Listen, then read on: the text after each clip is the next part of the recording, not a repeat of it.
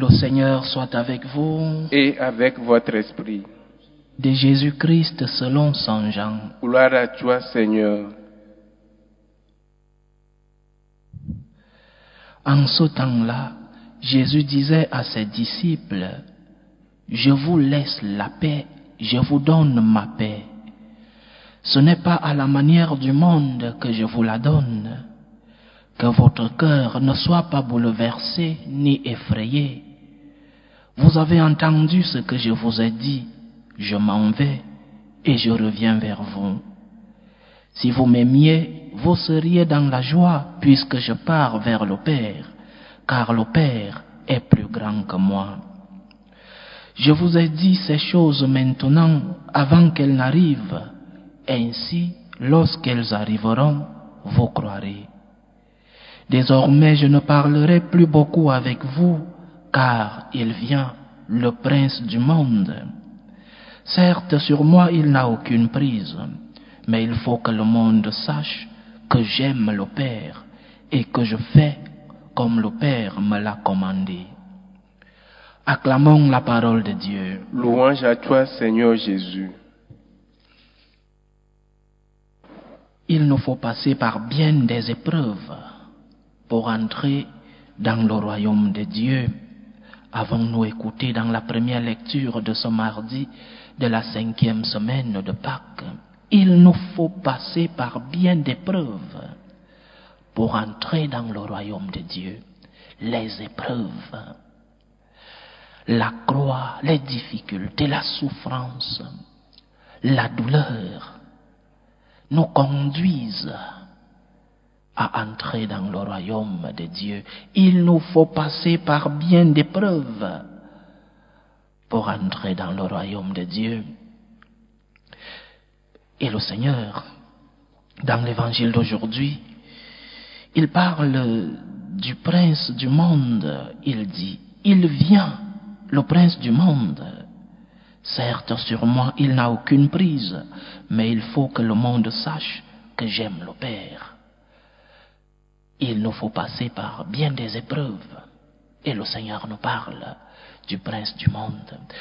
Ce sont des paroles qui nous servent à illuminer nos moments d'obscurité.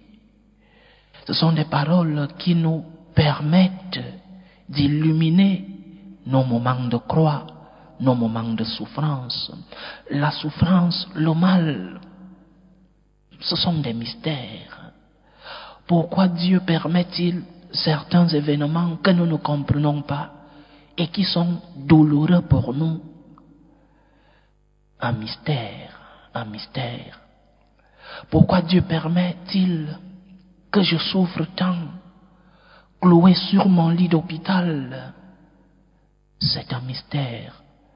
Pourquoi Dieu permet-il que ma famille soit si divisée malgré les efforts d'unité? Un mystère. Pourquoi Dieu permet-il la douleur? Pourquoi Dieu a-t-il permis que son Fils unique souffre cette passion et qu'il meure sur la croix?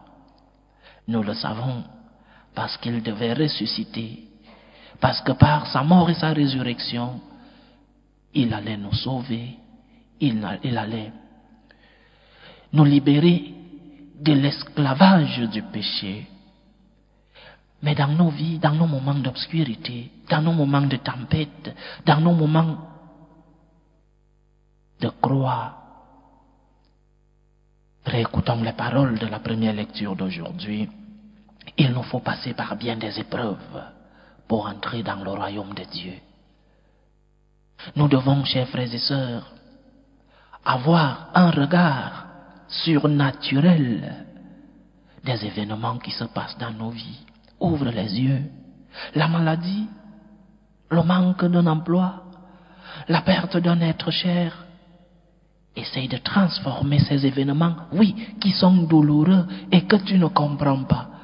Transforme ces événements. Lève les yeux vers le ciel. Parce que le Seigneur t'a dit qu'il te donnera le repos. Parce que si nous regardons le mal, la souffrance, la croix, la tempête de nos vies comme des malédictions, alors nous n'avons pas compris non seulement la parole de Dieu, mais en plus et surtout, nous n'avons pas compris le mystère de la passion du Christ. Pourquoi le Christ a-t-il accepté de souffrir? Pourquoi son Père a-t-il permis que son Fils unique souffre? Parce qu'il n'y a pas de croix sans gloire, chers frères et sœurs. Parce qu'il n'y a pas d'épreuve sans moment de bonheur.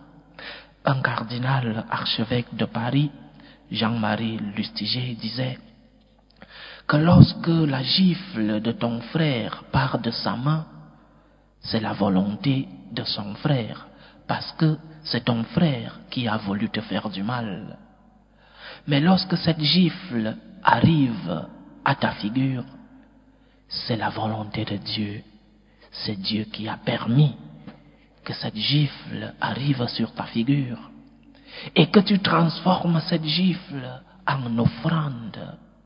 Offre tes douleurs à Jésus, offre tes douleurs au Christ, offre tes douleurs à Dieu, transforme tes misères, transforme tes douleurs en des moyens pour entrer dans le royaume de Dieu. Le Seigneur nous parle aujourd'hui dans l'évangile de la paix, la paix. Il nous dit, il ne nous donne pas comme la donne le monde. Quelle est la paix du monde? La paix, comme disaient les Romains, que pour avoir la paix, il faut préparer la guerre. La paix du monde, nous la voyons. Nous voyons tant de tensions dans notre monde. Des guerres par ceci, division par cela. C'est cette paix que le Christ veut-il nous donner? Non. Le Christ veut nous donner la paix du cœur. La paix du cœur. La paix d'une personne qui, même sur le lit d'hôpital, ressent cette plénitude dans son cœur, la présence de Dieu dans son cœur. La paix d'une personne qui a confiance en Dieu lorsqu'elle recherche un emploi. La paix d'une personne qui, malgré la perte d'un être cher, ne succombe pas. C'est cette paix-là que le Seigneur nous apporte. Mais pour avoir cette paix, nous devons être unis à celui qui est la source de la paix, Jésus-Christ lui-même. Comme nous disions dans notre méditation de dimanche, si tu n'es pas uni au Christ, tu n'as pas de force, tu n'as pas de paix. Tu dessèches parce que tu n'es pas uni à la source de la vie. Donc, chers frères et sœurs, le Seigneur nous dit aujourd'hui que nous devons transformer nos épreuves. Transforme tes douleurs, transforme tes souffrances, offre tes douleurs au Seigneur Jésus-Christ. Peut-être que tes douleurs ne baisseront pas, mais tu auras la paix du cœur, parce que tu souffriras avec le Christ. Si tu souffres avec le Christ, tu ressusciteras avec lui. Oui, nous devons demander à notre Dieu, à notre Père, la guérison. Pourquoi pas demander des miracles à notre Père? Et si le miracle n'arrive pas? Parce que le miracle, c'est une situation extraordinaire. Les miracles n'arrivent pas toujours. Si le miracle de ta guérison n'arrive pas, tu perds la paix. Tu t'éloignes de Dieu. Il nous faut passer par tant des épreuves pour entrer dans le royaume de Dieu. Que nos croix, que nos souffrances, que nos douleurs, que nos épreuves ne nous empêchent pas d'être unis au Christ. Que nos croix, que nos épreuves, que nos douleurs, que nos souffrances ne nous font pas perdre la paix du cœur. La paix du cœur, c'est la paix que nous donne le Christ lui-même. Pas la paix que va te donner un médecin en te promettant, je ne sais pas, une guérison. Pas la paix des politiciens. Pas la paix des gouvernants du monde.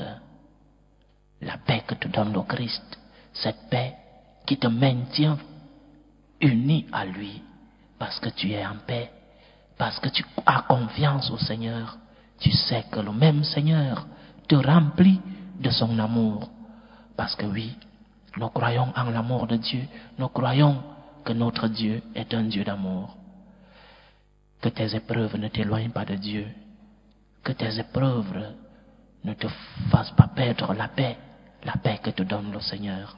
Que le Seigneur lui-même, dans nos moments d'épreuve, nous soutienne, qu'il nous donne le repos, mais surtout, qu'il ne nous fasse pas perdre la paix dont nous avons besoin pour affronter les épreuves, les croix de notre vie.